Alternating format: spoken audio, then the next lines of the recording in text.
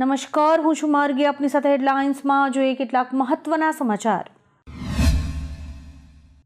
વિશ્વના સૌથી મોટા માનવ મેળા એવા મહાકુંભને 23 દિવસ થઈ ગયા છે. દરમિયાન અત્યાર સુધીમાં 37 કરોડથી વધારે લોકોએ મહાકુંભમાં ડૂબકી લગાવી છે. 3 ફેબ્રુઆરીની રાતના 8 વાગ્યા સુધીમાં 37 કરોડ 44 લાખથી વધારે શ્રદ્ધાળુઓ ડૂબકી લગાવી ચૂક્યા છે. ગઈકાલે સોમવારે મહાકુંભમાં વસંત પંચમી પર 2 કરોડથી વધારે શ્રદ્ધાળુઓએ અમૃત સ્નાન કર્યું હતું. આજે સીએમ યોગી અને આવતીકાલે પીએમ મોદી પ્રયાગરાજ પહોંચવાના છે. સોનું પ્રતિદિન મોંઘું થઈ રહ્યું છે. આજે પણ સોનું ઓલ ટાઈમ હાઈ પર પહોંચી ગયું છે. India Boolean and jewellers association અનુસાર 24 કેરેટ સોનાના 10 ગ્રામનો ભાવ 259 રૂપિયા વધીને 82,963 રૂપિયા થયો છે. 35 દિવસમાં સોનાની કિંમતમાં 6,801 રૂપિયાનો વધારો થયો છે. આજે ચાંદી પણ 162 રૂપિયા મોંઘું થઈને 93,475 રૂપિયા પ્રતિ કિલો થયું છે. સુરતના ડાયમંડ ઉદ્યોગમાં ભારે મંદીનો માહોલ યથાવત છે. ડાયમંડ વર્કર યુનિયનના ઉપપ્રમુખ ભાવેશ ટાંકે જણાવ્યું કે ડાયમંડ ઉદ્યોગ વિશે કેન્દ્રમાં સરકાર દ્વારા રજૂ કરેલા બજેટમાં કોઈ ચિંતા કરવામાં નથી આવી. ઉલ્લેખનીય છે કે સરકારે બજેટની અંદર કોઈ પણ પ્રકારે આર્થિક પેકેજ રત્ન કલાકારો માટે જાહેર નથી કર્યું. છેલ્લા 1 વર્ષમાં 50થી વધુ રત્ન કલાકારે આપઘાત કર્યો છે. ફિલ્મી બીટ અનુસાર દેવા ફિલ્મ લગભગ 50 કરોડ રૂપિયામાં બનાવવામાં આવી છે, જ્યારે કે ફિલ્મનું સત્તાવાર વિશ્વવ્યાપી ગ્રોસ કલેક્શન 34.1 કરોડ રૂપિયા સુધી પહોંચી ગયું છે. આનો અર્થ એ થયો કે ફિલ્મે તેના બજેટના લગભગ 70% ભાગની કમાણી કરી લીધી છે. દેવાએ સપ્તાહના કલેક્શનમાં સ્કાય ફોર્સ કરતાં પણ વધુ કમાણી કરી હતી. રવિવારે સ્કાય ફોર્સે 7.8 કરોડ રૂપિયાની કમાણી કરી હતી, જ્યારે કે દેવાએ તે જ દિવસે 8.30 કરોડ રૂપિયાની કમાણી કરી હતી. અમેરિકાનું એક લશ્કરી વિમાન પ્રવાસીઓને ભારત મોકલી રહ્યું છે. સોમવારે એક અમેરિકન લશ્કરી વિમાન ગેરકાયદેસર ઇમિગ્રન્ટ્સને લઈને ભારત માટે રવાના થયું છે. રોયટર્સના અહેવાલ મુજબ યુએસ અધિકારીઓએ પુષ્ટિ આપી છે કે તે વિમાન 24 કલાકમાં ભારત પહોંચી જશે. દર વર્ષે 4 ફેબ્રુઆરીએ વિશ્વ કેન્સર દિવસ ઉજવવામાં આવે છે. તેનો મુખ્ય ઉદ્દેશ વિશ્વભરમાં કેન્સર વિશે જાગૃતિ લાવવાનો, લોકોને શિક્ષિત કરવાનો અને આ રોગ સામેની લડાઈમાં એક થવાનો છે. આ દિવસ કેન્સરથી પ્રભાવિત લોકો અને તેમના પરિવારો માટે સમર્થન અને એકતાનું પ્રતીક છે. વિશ્વ કેન્સર દિવસની શરૂઆત 4 ફેબ્રુઆરી 2000ના રોજ થઈ હતી. તેની સ્થાપના union four international cancer control દ્વારા કરાઈ હતી. લોકસભામાં ચર્ચા દરમિયાન સાંસદ અખિલેશ યાદવે કહ્યું કે મહાકુંભ અકસ્માતમાં મૃત્યુ પામેલા લોકો માટે 2 મિનિટનું મૌન પાળવું જોઈએ. આ સાથે જ તેમણે મૃતકોની સંખ્યાના આંકડા પણ માંગ્યા હતા. મહાકુંભમાં ખોવાયેલા અને મળેલા કેન્દ્રને સેનાને સોંપવાની અને મૃતકોની સંખ્યા છુપાવનારાઓ સામે કાર્યવાહી કરવાની માંગણી કરી હતી. અખિલેશે કુંભમાં લગાવેલા રાજકીય પોસ્ટર્સ ડબલ એન્જિનના પ્રમોશન પર સરકાર ઉપર નિશાન પણ સાધ્યું હતું. ટેરિફના મુદ્દા પર ચીને અમેરિકાને વળતો જવાબ આપ્યો છે. ચીને અમેરિકન કોલસા અને એલએનજી ઉત્પાદનો પર 15% ટેરિફ લાદ્યો છે. આ સાથે જ અમેરિકન ક્રૂડ ઓઇલ અને અન્ય ઉત્પાદનો ઉપર 10% ટેરિફ લાદવામાં આવશે. અમેરિકાના રાષ્ટ્રપતિ ડોનાલ્ડ ટ્રમ્પે કેનેડા અને મેક્સિકો પર 25% અને ચીન પર 10% ટેરિફ લાદ્યો હતો. ટ્રમ્પે મેક્સિકો અને કેનેડાને 30 દિવસનો સમય આપ્યો છે, પણ તેમણે ચીનને કોઈ રાહત નથી આપી. ઓરિસ્સા હાઈકોર્ટે એક ચોરને એ શરતે જામીન આપ્યા કે તે વૃક્ષો વાવે અને તેમની સંભાળ રાખે.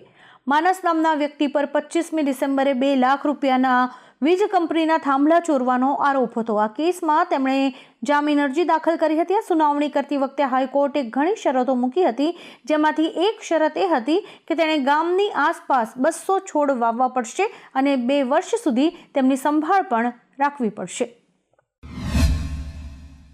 આમ આદમી પાર્ટીના 8 ઉમેદવારોના ફોર્મ રદ થવા મામલે આજે પત્રકાર પરિષદ કરી ઈસુદાન ગઢવીએ જણાવ્યું હતું કે ભાણવડમાં ભાજપે ઉમેદવાર જ ઊભા ન થાય એવા પ્રયાસ કર્યા છે.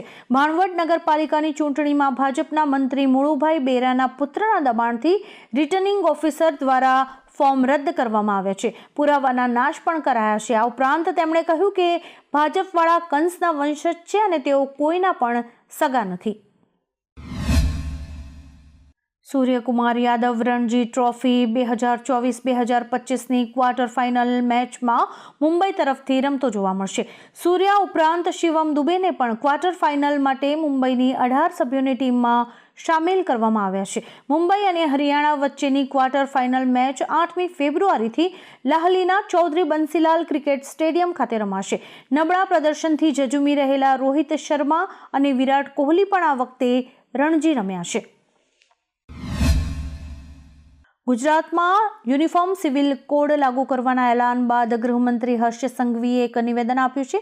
અશાંત ધારા અંગે ગૃહ રાજ્યમંત્રી હર્ષ સંઘવીએ સ્પષ્ટતા કરી છે કે યુસીસીથી અશાંત ધારાના કાયદાને કોઈ અસર નહીં થાય. ગૃહ રાજ્યમંત્રીએ જણાવ્યું કે અશાંત ધારા અને યુસીસીના કાયદાને કોઈ જ સંબંધ નથી. અશાંત ધારા ધર્મના આધારે નથી, જે તે સમયે સર્જાયેલી પરિસ્થિતિને ધ્યાનમાં રખાય છે. ધર્મના આધારે વિભાજિત નથી કરાયું. ઘટનાઓના આધારે કાયદો લાગુ કરાયો છે.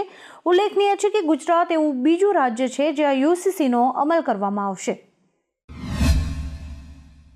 છત્તીસગઢના બીજાપુર જિલ્લામાં નક્સલીઓએ 2 ગ્રામજનોની હત્યા કરી નાખી હતી. પોલીસે જણાવ્યું કે આ ઘટના સોમવારે રાત્રે તોરમ પોલીસ સ્ટેશન વિસ્તારના બુગાડી ચેરુ ગામમાં બની હતી. પ્રાથમિક માહિતી અનુસાર અજાણ્યા નક્સલીઓએ 2 ગ્રામજનોની ગોળી મારીને હત્યા કરી હતી, જેમની ઓળખ કરમ રાજુ અને માધવી મુન્ના તરીકે થઈ હતી. એક પોલીસ અધિકારીએ જણાવ્યું કે તે બંનેનું ઘટના સ્થળે જ મોત નીપજ્યું હતું. બેટ દ્વારકા ડિમોલિશન મામલે કોર્ટ દ્વારા એક મહત્વનો નિર્ણય લેવામાં આવ્યો છે. વકફ બોર્ડ દ્વારા ડિમોલિશન પર રોક માંગતી તમામ અરજી કોર્ટે ફગાવી દીધી છે. ઉલ્લેખનીય છે કે બેટ દ્વારકા વિસ્તારમાં ગૌચરની જમીન ઉપર બાંધકામ કરવામાં આવેલ મસ્જિદો, મદરેસા અને દરગાહો ધરાશાયી કરવાની પ્રક્રિયા પર રોક મૂકવાની માંગણી સાથે વકફ બોર્ડ દ્વારા એક અરજી કરવામાં આવી હતી, જેને હાઈકોર્ટે ફગાવી દીધી છે. વાત કરીએ યુનિફોર્મ સિવિલ કોડ અંગે ગુજરાતના નેતાઓનું શું કહેવું છે, તો મુખ્યમંત્રીએ જણાવ્યું કે દેશના તમામ નાગરિકોને સમાન હક મળે તે માટે કોમન સિવિલ કોડનો દેશવ્યાપી અમલ કરવાનો નિર્ણય કરાયો છે. ગૃહમંત્રી હર્ષ સંઘવીએ કહ્યું હતું કે તમામ વાયદા પૂરા કરવામાં આવી રહ્યા છે. સમયસર કામગીરી પૂર્ણ કરવામાં આવશે. ખેડાવાલાએ કહ્યું કે કમિટીમાં મૌલાનાનો પણ સમાવેશ કરવો જોઈએ. ચૈતર વસાવાએ કહ્યું કે યુસીસીમાં આદિવાસી સમાજને બહાર રાખવામાં આવે. જો આદિવાસી સમાજનો સમાવેશ કરાશે તો અમે બહિષ્કાર કરીશું. લોકસભામાં આજે બજેટ સત્રના ચોથા દિવસે કેન્દ્રીય કૃષિ મંત્રી શિવરાજસિંહ ચૌહાણે જણાવ્યું હતું કે ભારત હવે નારિયેળ ઉત્પાદનમાં વિશ્વમાં પ્રથમ સ્થાને પહોંચી ગયું છે. આ સિદ્ધિ નારિયેળના ખેડૂતો અને પ્રધાનમંત્રીની ખેડૂતો પ્રત્યેની કલ્યાણકારી નીતિઓનું પરિણામ છે. આ ઉપરાંત કૃષિ મંત્રીએ મહારાષ્ટ્ર કૃષિ વિભાગમાં ભ્રષ્ટાચારના આરોપોની તપાસના આદેશ આપવાની પણ વાત કરી હતી. શાકભાજીના ભાવ ગગડતા કચ્છના ખેડૂતોની હાલત કફોડી બની છે. ખેડૂતોને શાકભાજીના ભાવ નહીં મળતા તેમને રાતા પાણીએ રડવાનો વારો આવ્યો છે. પરિણામે ખેડૂતો મફતના ભાવે શાકભાજી વેચવા માટે મજબૂર બન્યા છે. એક બાજુ ખેડૂતોને મોટો ખર્ચ થઈ રહ્યો છે અને વળતર રૂપે કંઈ જ હાથ નથી લાગતું, ત્યારે તેમને ખર્ચ હવે માથે પડી રહ્યો છે. લોકસભામાં સંબોધન કરતા પીએમ મોદીએ કહ્યું કે બંધારણ ભેદભાવનો અધિકાર નથી આપતું. જે લોકો પોતાના ખિસ્સામાં બંધારણ રાખે છે તેમણે મુસ્લિમ દીકરીઓને કેવા પ્રકારની પરિસ્થિતિમાં રહેવા મજબૂર કર્યા છે. અમે તે દીકરીઓને સમાનતાનો અધિકાર આપ્યો છે. અમે આદિવાસી મંત્રાલય અને મત્સ્ય ઉદ્યોગ મંત્રાલય બનાવ્યું છે.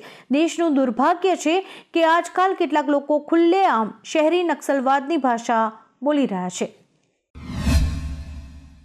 આવા જ કેટલાક રસપ્રદ સમાચારો નિહાળવા માટે અમારી યુટ્યુબ ચેનલને લાઇક, શેર અને સબસ્ક્રાઇબ કરો અને જોતા રહો હેડલાઇન્સ.